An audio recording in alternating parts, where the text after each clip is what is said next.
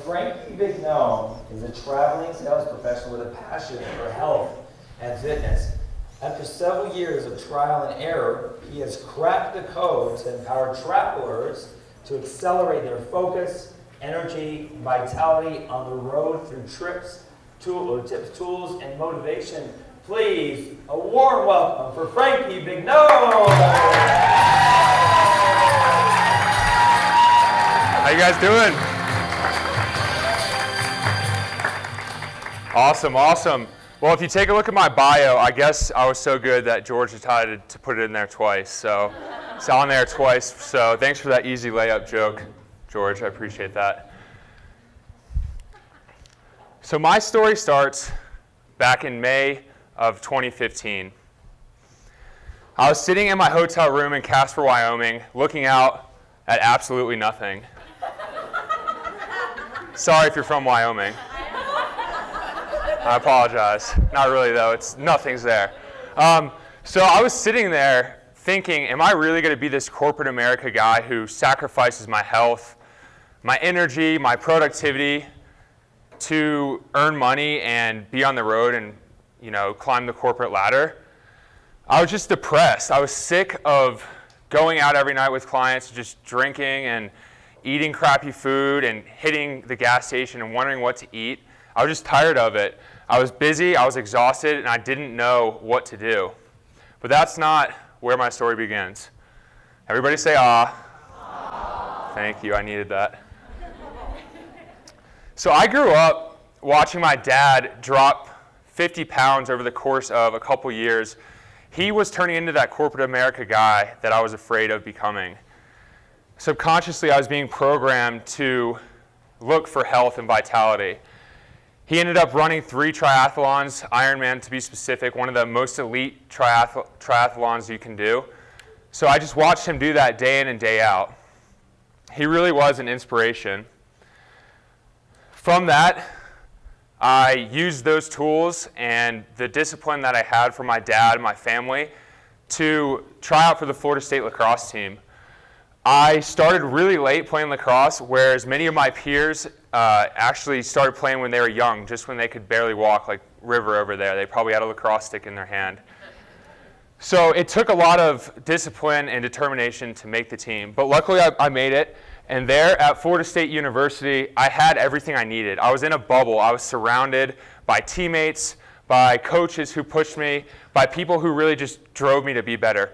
Who here has like a home base or a place where they can just go and work out with and you feel comfortable? Yeah, some of us. That's what I had at Florida State University. As much as I tried, I had to graduate in 2013. I hung on for dear life to the past, but they made me leave, and I started corporate America like many of us have at Cisco here. So this takes us back to my story when I was in Casper, Wyoming. I was sitting there on my bed, just like I said, depressed, and just like, everything sucked, because I was away from my friends. They're all on the East Coast. Some of them were here in Denver, but I was far away in the middle of nowhere where cowboys were hanging out. It sucked. So I went downstairs to the hotel gym, had one of the best workouts I had since I started corporate America, came back up with a new passion, new vigor to figure out how to crack the code and make shit happen. I started researching men's health magazines, started going to forums, just doing my due diligence to figure out, no matter where I was, no matter how busy I was, to get and reclaim the energy that I knew I used to have at Florida State University. So now, this is me a little bit more confident, walking into offices with more productivity, more happiness, and I want to give that back to you guys here and back to the community and my tribe that I'm starting to build. This is my family kind of being goofy here. So now I'm going to kind of talk about the 3 key steps or secrets that we have. The first, I think we can all agree from this conference is it starts with your mindset. What do I mean by that? You need to find your why. Who here has a specific goal for fitness or health or nutrition? Just what's your goal? Well, I am a Wyoming state champion powerlifter. Ooh, I shouldn't have messed with you. Don't let my size fool you, people, okay?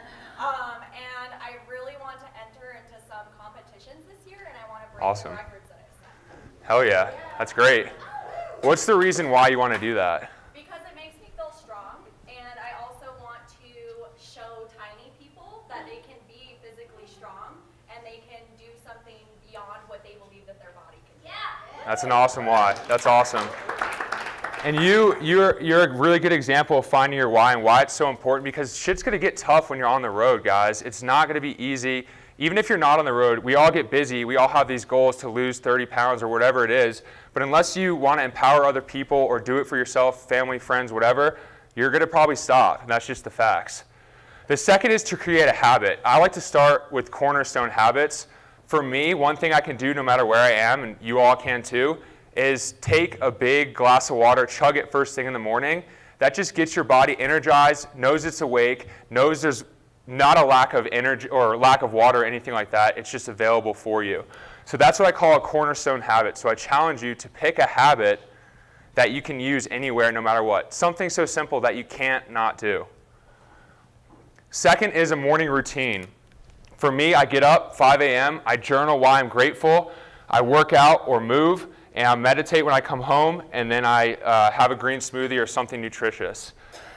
So the way I like to journal and meditate is think about why I'm grateful, because it's kind of like when you're out in the world, you've got to focus on the things that are important to you. So if you're focusing on negative energy, you're going to produce negative energy. It's like when you go to a car dealership.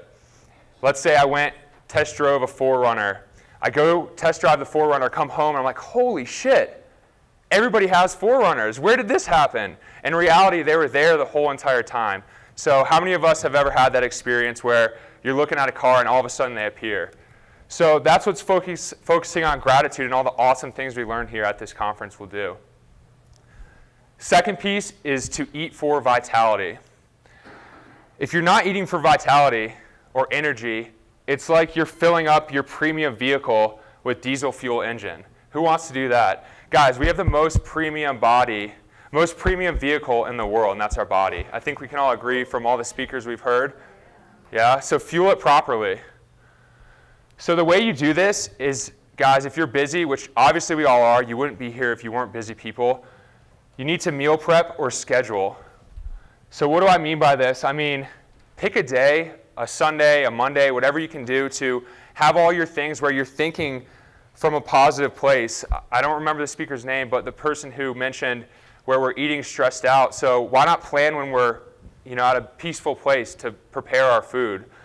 If you don't want to do that, I outsource my food. I go to a local shop here where I get healthy food. That saves me time, gives me more productivity, just all around not only being healthy, but just at a higher level as well. It gives me more time.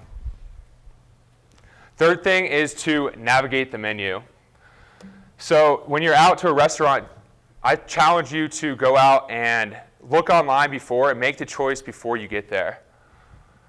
And portion control. This guy, The Rock, he can get away with it because he's got muscles like this, but make sure you're being mindful of your portions. Third thing, move to live. Who thinks that who thinks that they have an active lifestyle here? Raise your hand. Guys, I thought that too, but just because we go to the gym for an hour doesn't mean we have an active lifestyle. Sitting for 2 hours is the equivalent of smoking a cigarette. Sitting is the new smoking, guys. And with that, real quick, because I don't have a lot of time, please get up, get up, get up, get up.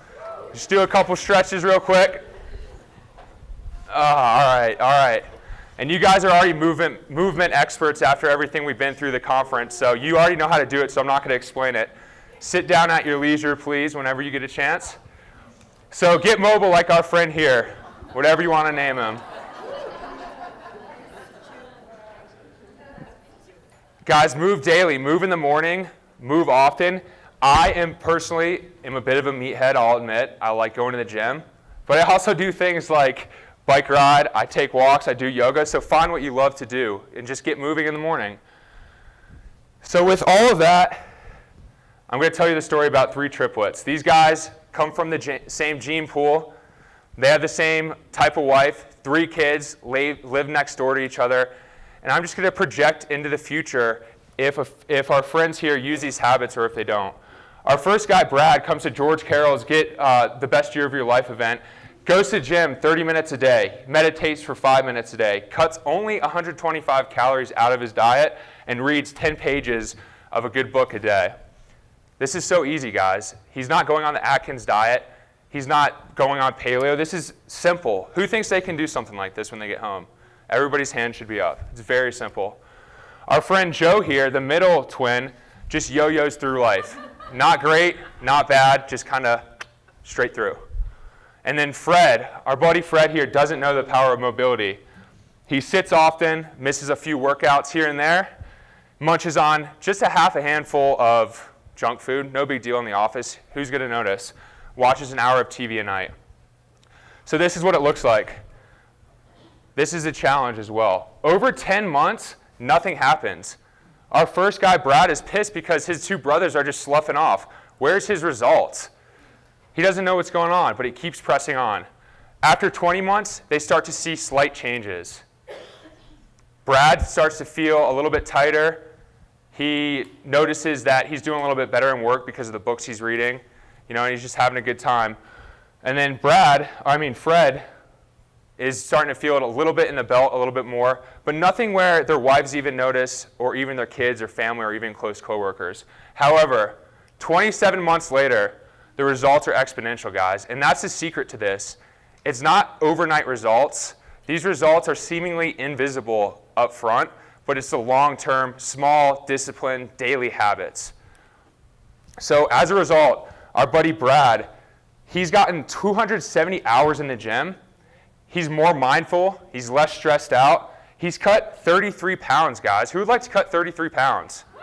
Yeah, this is something so easy that we all can do.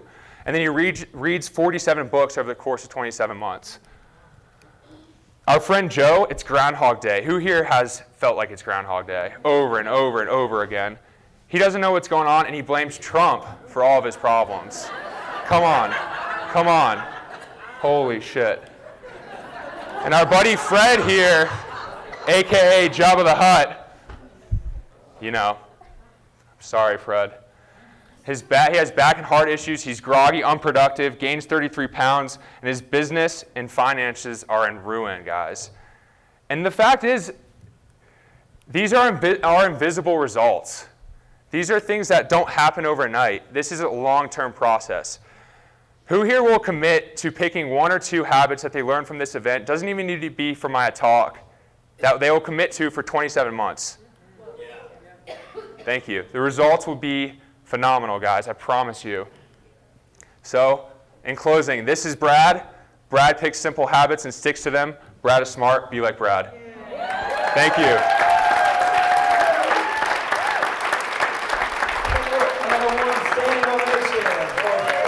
Thank you.